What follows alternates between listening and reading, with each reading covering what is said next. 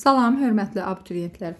Bu videoda mən sizlər üçün 2024-cü il Güvən Nəşriyyatı biologiyadan vegetativ orqanların açıq tipli test tapşırıqlarının izahını vermək istəyirəm. Birinci sualda deyilir ki, alma ağacının bir hissəsində 6 qoltuq tumurcuğu varsa, bu zoğun ən azı neçə buğum arası var? Biz bilirik ki, alma növbəli düzülüşə malikdir. Yəni, hər buğuma bir yarpaq birləşir. Əgər 6 qoltuq tumurcuğu varsa, demək 6 buğumu var. Bizdən isə neçə buğum arası olduğunu istəyir. Buğum arasının sayı isə buğumların sayından bir vahid az olur. Yəni, 6 çıxaq 1, 5 olur. Doğru cavabımız olur 5.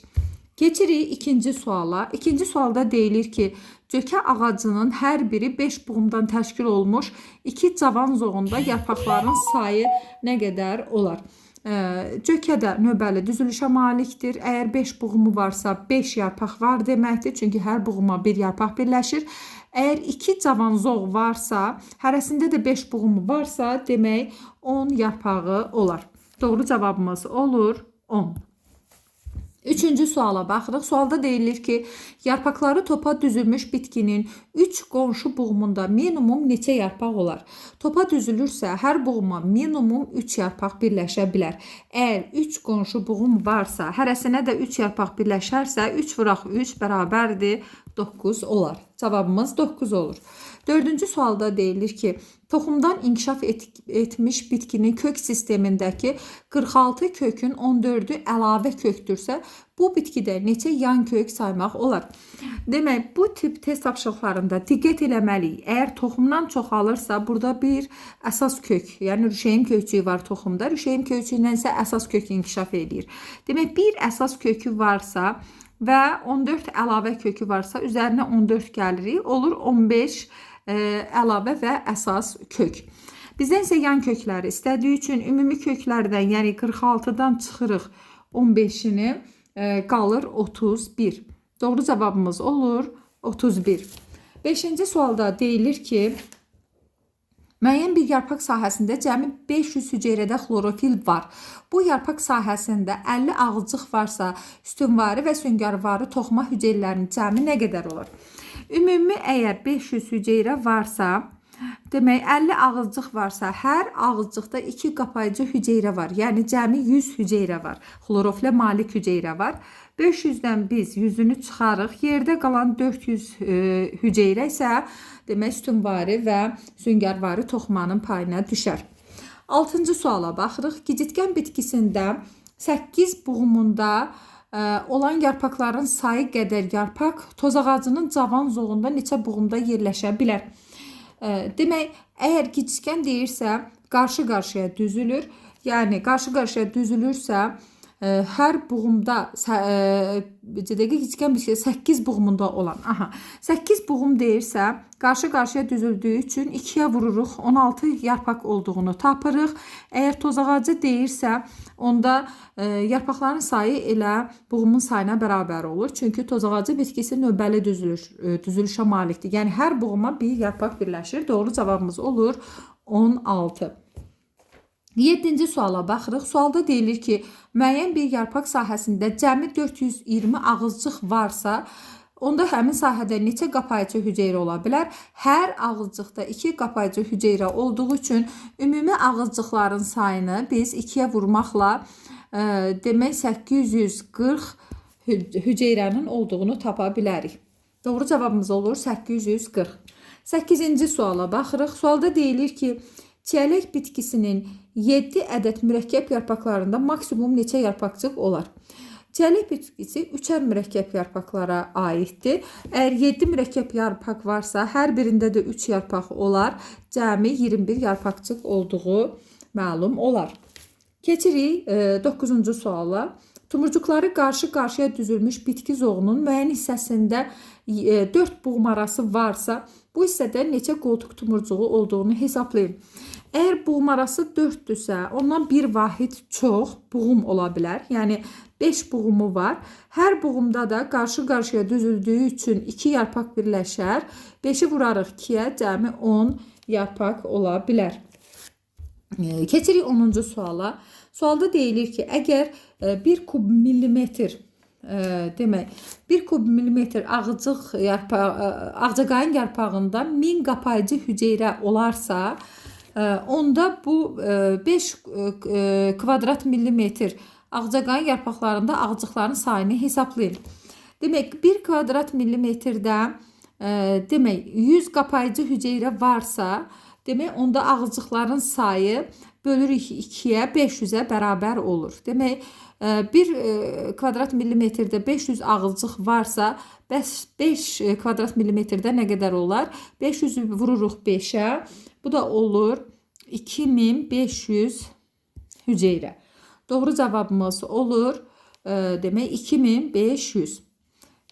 Keçirik növbəti sualımıza.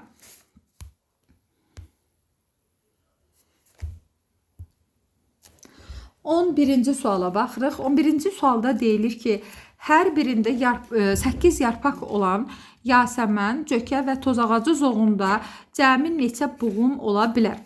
Bir bilməliyik. Əgər 8 yarpaq varsa, yasəməndə qarşı-qarşıya düzüldüyü üçün 8-i bölürük 2-yə, tapırıq ki, bunun 4 buğumu var.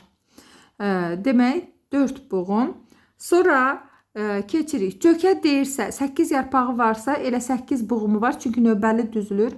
Hər buğuma bir yarpaq birləşir. Yəni, cəmi 8 buğumu var. Üstünə gəlirik. Tozağacı deyirsə, o da növbəli düzülüşə malikdir. Və orada da 8 buğum olduğunu tapa bilərik. Üstə gəlirik 8. Demək, 8, 8, bir də 4. Hamısı bir yerdə olur. 20 buğum. 12-ci suala baxırıq. 12-ci sualda deyilir ki, 2 müxtəlif bitki zoğunun hər birində eyni sayda buğum və cəmi 30 yarpaq var. Birinci zoğ növbəli, ikinci zoğ isə qarşı-qarşıya yarpaq düzülüşünə malikdir. Birinci zoğda 10 yarpaq olarsa, ikinci zoğda neçə buğum arası olduğunu hesablayaq. Demək, birinci zoğ dedik ki, növbəli düzülür. Növbəli düzülən bitkidə 10 yarpaq varsa, biz ümumi yarpaqların sayından, yəni 30-dan çıxırıq 10-unu, yerdə qalır 20 yarpaq. Əgər bu ikinci zoğ 20 yarpağa malikdir və qarşı-qarşıya düzülürsə, onda biz 20-ni bölürük 2-yə, tapırıq ki, 10 buğumu var və bizdən isə İkinci bitkidəki buğum arasının sayını istəyir. Onda biz 10-dan çıxırıq birini, tapırıq ki, 9 buğum arası olur. Keçirik 13-cü suala. Sualda deyilir ki, 2 müxtəlif bitki zoğunun cəmi 24 yarpağı var. Demək, birinci zoğ növbəli, ikinci zoğ isə qarşı-qarşıya yarpaq düzülüşünə malikdir. Birinci zoğda 8 yarpaq olarsa, ikinci zoğda neçə buğum olduğunu hesablayın. Demək, ümumi yarpaqlardan 24-dən çıxırıq. Birinci bitkidə olan yarpaqların sayını 8-i çıxırıq. Yerdə qalır 16 yarpaq. İkinci bitki isə qarşı-qarşıya düzüldüyü üçün 16-nı bölürük 2-yə. Tapırıq ki, ikinci bitkinin 8 buğumu var. Keçirik 14-cü suala. 14-cü sualda deyilir ki, nöqtələrin yerinə baxaq, nöqtələrin yerinə uyğun gələn ifadələrin düzgün ardıcıllığını müəyyən edin. Baxaq burada. Baş soğanın yeraltı qısa gövdəsi dipçik bilirik ki, gövdənin şəkil dəyişməsi olur deyə burada əlavə köklər çıxır. Buraya yazırıq əlavə. Əlavə köklər də 2-dir. Dipçiyin üzərində isə təpə və qoltuq tumurcuq ola bilər. Qoltuq tumurcuq isə 1 rəqəmi ilədir. Bura 1 yaza bilərik. Demək, doğru cavabımız oldu 1 və 2. 1 və 2. Sonra keçirik 15. 15-ci sualda deyilir ki, yanlış ifadələri müəyyən edin. Əmici tellər, demək, birinci yazırıq, kökün ucunu zədələnməkdən qoruyur. Bu yanlış ifadədir. Çünki əmici tellər sorucu zonada yerləşir. Suda həll olmuş, həm suyu, həm də ki, suda həll olmuş duzları sorur. Yəni, kökün ucunu zədələməkdən qoruyan, demək, kök üksüyü ola bilərdi. Cəmi 10-20 gün yaşayır. Bu doğru fikirdir. Bizdən yanlışı istədiyi üçün biri götürə bilərik. 3-də sorucu zonada yerləşir. Bu da doğru fikirdir. 4-də deyir ki, kökün daxili qatında yerləşən hüceyrələrin qısa çıxıntısıdır. Demək, bu da yanlış fikirdir. Çünki sorucu zonadakı cavan dəricik hüceyrəsinin çıxıntısıdır. Yəni, kökün daxilində deyil, kökün xaricində olan hüceyrələr çıxıntısıdır. Demək, bizdən yanlış ifadəni istədiyi üçün yanlış ifadə olur 1 və 4. 1 və 4. Sonra keçirik 16-cı suala. Ağızcıqları yarpağın hər iki tərəfində yerləşən bitkiləri seçin. Bu əzbərə bağlı bir testdir. Biz bilirik ki, kələmdə, süsəndə hər iki tərəfdə yerləşdiyi halda susam bağında və Viktoriyada sadəcə olaraq üstə yerləşir. Bizdən isə hər iki tərəfdə yerləşəni istədiyi üçün kələm və süsən yəni olur. 1 və 3. Keçirik 17-ci suala. Sualda deyilir ki, şəkildə hansı rəqəmlərlə vegetativ orqanlar göstərilmişdir? Demək, burada 3 var, görünmür. 3 kökü göstərir, 5 gövdəni göstərir, 4 isə yarpağı.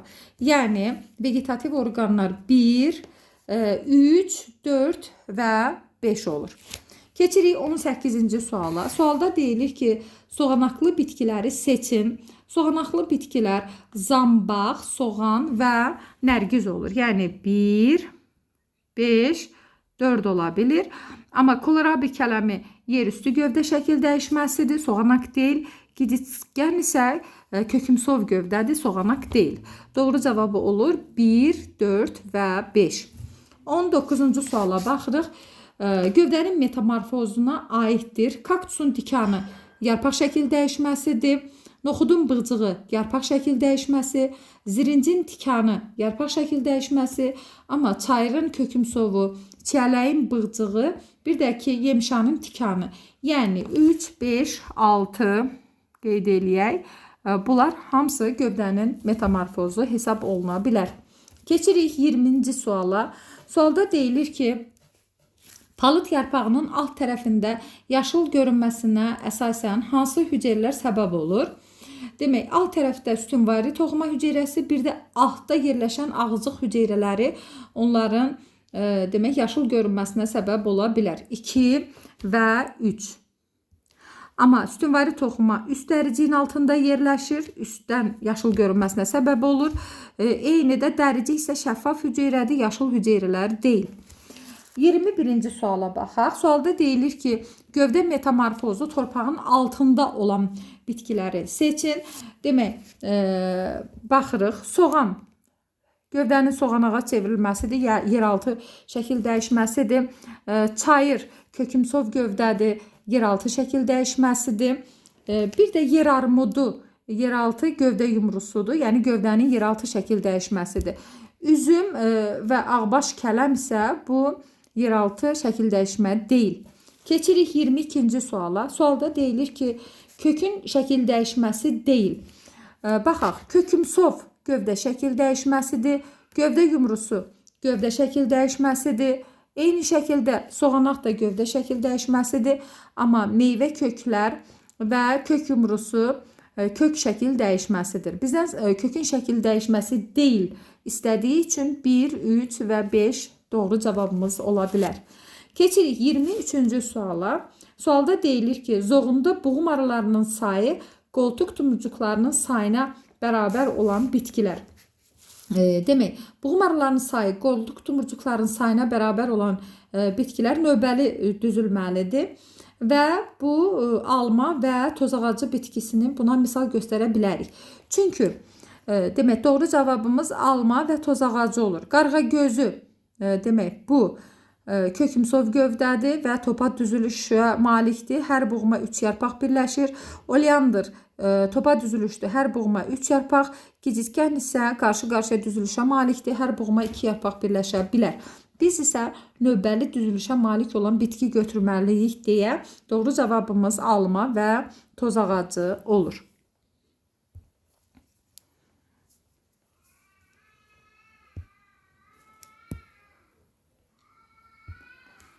İndi isə keçirik 24-cü suala. Sualda deyilir ki, haşaratlarla qidalanan bitkiləri seçin. Əzbərə bağlı bir test tapşırığıdır. Demək, şeh çiçəyi, milçək tutan, bir də nepenthes biz bilirik ki, haşarat tutan bitkilərdir. Yəni, şeh çiçəyi milçək tutan və nepenthes. Maldülü və qaz soğanı haşeratla qidalanan bitki deyil. 25-ci suala baxırıq. Sualda deyilir ki, nöqtələrin yerinə uyğun gələn sözlərin düzgün ardıcıllığını müəyyən edin. Demək, yarpaq xaricdən dəriciklə, yəni dəriciklə örtülür. Dəricik də 3-dür. Yəni bunu burada xaricdən dəricik adlanan şəffaf hüceyrələrlə, şəffaf da 4-dür, buraya yazırıq. Şəffaf hüceyrələrlə örtülmüşdür. Üst dəricik hüceyrələrinin altında çoxlu xloroplastlara malik olan, demək, sütunvari götürəcəyik. Sütunvari də 5 rəqəmi ilədir. Sütunvari toxuma yerləşir. Onun altında isə xloroplastları nisbətən az olan süngərvari toxuma yerləşir. Burada 1 yaza bilirik. Demək, doğru cavab 3, 4, 5 və 1 olur. 26-cı suala baxaq. Uyğunluğu müəyyən edin. Kök sistemi 1-də saçaqlı kök sistemi, 2-də isə mil kök sistemidir. Bir-bir baxırıq. Demək, buğda saçaqlı kök sistemidir. Bura yazırıq A. Bağa yarpağı saçaqlı kök sistemidir. C. Noxud mil kök sistemidir. Bura Y yazırıq. Günə baxan mil kök sistemi olur. Demək, 1 üçün yazırıq A, C, 2 üçün B, D, noxud da mil kök sisteminə malikdir. Bunu yazdıq. Quşəbbəyi də, B-ni də bura mil kök sisteminə yaza bilərik. Keçirik 27-ci suala. Uyğunluğu müəyyən edin. Yarpaq şəkil dəyişməsi. Baxaq bir-bir. Demək, kaktus yarpaq şəkil dəyişməsidir. Yəni, tikanın yarpağa çevrilməsidir. Biz bunu tikan üçün yazırıq A-nı. Sonra bığcığa çevrilən, demək, lərgə ola bilər. Bığcığa B-ni yazırıq. Pulcuğa çevrilən isə sərv ola bilər. D-ni yazırıq. Amma şam, yəni nə tikan, nə bığcıq, nə pulcuq deyil. Yəni yarpaq şəkil dəyişməsi deyil. Sonra sərv, burada pulcuq olurdu. Biz sərvi D3-ə yazdıq. Demək, burada bu D-dir. Bəzən bəlkə də görünmür. Bax, D-dir. Doğru cavabımız oldu. 1-ə A, 2-ə B, 3-ə isə D yazıla bilərdi. Sonra keçirik 28-ci suala. Sualda deyilir ki, uyğunluğu müəyyən edin. Birinci torvari damarlanmadır ki, biz buna palıdı yaza bilərik. A-nı yaza bilərik. 2. Paralel damarlanmadır ki, buğdanı və qamışı yaza bilərik. Yəni B, D yaza bilərik. Qövsvari isə inci çiçəyi və bağa yarpağını yaza bilərik. İnci çiçəyi Y, bağa yarpağı S olur. Keçirik 29-cu suala. Sualda deyilir ki, uyğunluğu müəyyən edin. Gövdə şəkil dəyişmələri. Misal üçün, soğanağı istəyirsə, hiyasint, bir də nərgizi yaza bilərik. Yəni, soğanaq üçün, demək, B və Y-ni yaza bilərik. Gövdə yumrusu isə kartofu yaza bilərik. Kartof C-də yazılır. Kökümsov isə çayırı yaza bilərik. Yəni, olur A. Keçirik 30-cu suala. Sualda deyilir ki, uyğunluğu müəyyən edin. Kök növləri. Əsas kök olur. Rüşeyin kökçüyündən inkişaf edir. A-nı buraya yaza bilərik. Sonra D. Meyvə köklü bitkilərin ehtiyat qida maddəsi toplanır. Bunu da əsas kök üçün yaza bilərik. Yan köklərə isə yalnız köklərdən inkişaf edir. Yan köklər üçün B-ni yaza bilərik. Əlavə köklərə isə bilavasitə yarpaqdan inkişaf edir. Yaza bilərik. Bilavasitə gövdədən inkişaf edir. Bunu da yaza bilərik. Çünki əlavə köklər gövdə və yarpaqdan inkişaf edir. Diqqətiniz üçün çox sağ olun. İnşallah başqa videolarda görüşərik.